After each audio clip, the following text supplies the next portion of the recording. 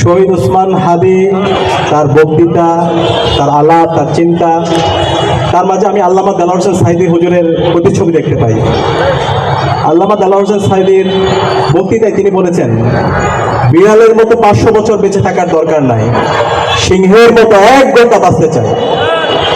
এবং আল্লামা দেলোয়ার হোসেন সাঈদী হুজুর যেভাবে ভারতীয় আধিপত্যবাদের বিরুদ্ধে, আগ্রাসনের বিরুদ্ধে, চাঁদাবাজের বিরুদ্ধে, টেন্ডারবাজের বিরুদ্ধে, দুর্নীতির বিরুদ্ধে, রাহাজানির বিরুদ্ধে ইনসাফের পক্ষে কথা বলতেন, ঠিক একইভাবে শহীদ ওসমান হাদিকে আমরা দেখতে পেয়েছি।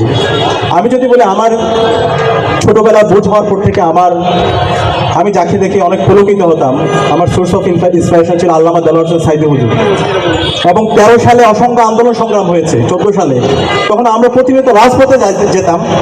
আল্লামা দেলোয়ার হোসেন সাঈদী হুজুরকে খুনি হাসিনার যে ভুয়া ট্রাইব্যুনাল আছে, সেই ট্রাইব্যুনালের অবৈধ রায়, সেটাকে আমরা তার কারাগার ভেঙে আল্লামা দেলোয়ার হোসেন সাঈদী হুজুরকে মুক্ত করে আমরা আবার তার তাফসীর শুনবো, তার কথাগুলো শুনবো, তার ইনসাফের বাণীগুলো আমরা শুনবো। এবং সেই সময় রাজপথে নামতাম শহীদ হওয়ার জন্য। প্রয়োজনে আমরা জীবন উৎসর্গ করবো, কিন্তু আমাদের আল্লামা যেন আমাদের মাঝে ফিরে আসতে পারে। তো আল্লাহ তাআলা আমাদেরকে শহীদ হিসেবে কবুল করেননি। পরবর্তী দীর্ঘ লড়াই হয়েছে, আল্লাহ তাআলা আল্লামা দেলোয়ার হোসেন সাঈদী হুজুরকে নিয়ে গেল। কিন্তু এই যে হুজুরের যে লড়াই, যে সিলসিলা, এই অঞ্চলের মানুষের মুক্তির জন্য যে লড়াই ওনারা রাস্তা দেখে গিয়েছেন, সেই সিলসিলাতে আমরা জুলাই বিপ্লবে দেখতে পেয়েছি।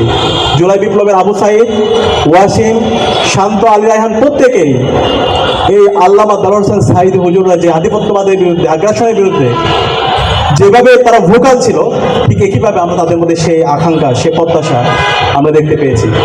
এবং বিপ্লবের পরবর্তী 1.5 বছর জুড়ে শহীদদের যেই স্পিরিট, শহীদরা যেই ভাষায় কথা বলেছেন, যেই জন্য তারা জীবন দিয়েছেন, সে আকাঙ্ক্ষা আমরা শহীদ ওসমান হাদির বক্তৃতা, বিবৃতি, তার লেখনের মধ্যে আমরা দেখতে পেয়েছি।